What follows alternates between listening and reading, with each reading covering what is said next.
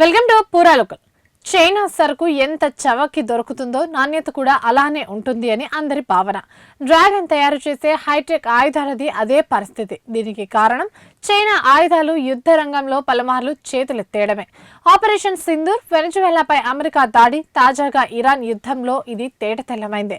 మరోవైపు ఎంతో అభ్యేద్యమని చెప్పుకునే అమెరికా ఆయుధ వ్యవస్థల్లో కూడా లోటుపాట్లు బయటపడడం గమనార్హం.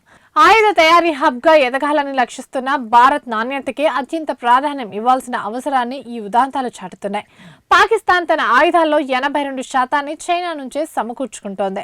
ఆపరేషన్ సింధూర్, భారత్ వైమానిక దళం పాక్లోని కీలక గగనతల రక్షణ వ్యవస్థలను ధ్వంసం చేసింది. పలు వైమానిక స్థావరాలతో పాటు ఉగ్రవాద శిబిరాలపై విరుచుకుపడింది. సరిహద్దులు దాటకుండానే బ్రహ్మోస్ క్రూజ్ క్షిపణులు, గాల్లో నుంచే ప్రయోగించే బాంబుల సాయంతో భారత యుద్ధ విమానాలు దూరం నుంచే ఈ పనిని దిగ్విజయంగా పూర్తి చేశాయి.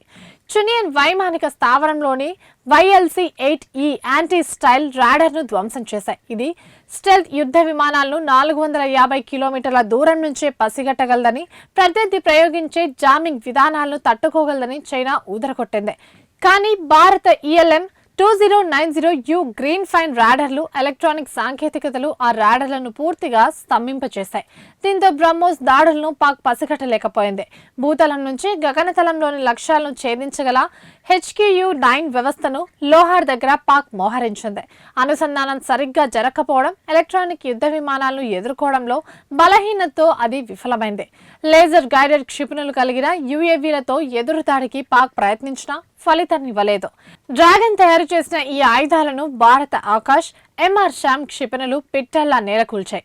చైనా తయారీ PL-15 క్షిపణిని పాక్ యుద్ధ విమానం ప్రయోగించినా లక్ష్యాన్ని ఛేదించలేకపోయింది. దాని రాకెట్ మోటార్ మార్గ నిర్దేశక వ్యవస్థలోని లోపాలు భారత శాస్త్రవేత్తల విశ్లేషణలో బయటపడుతున్నట్టు తెలుస్తోంది. చైనా సాంకేతికలో సమస్యలు, సాఫ్ట్వేర్ అప్డేట్లు నెమ్మదించడం, వాస్తవిక పరిస్థితుల్లో పరీక్షించకపోవడం వంటి సమస్యల్ని ఈ ఘటనలు ఎత్తి చూపిస్తున్నాయి.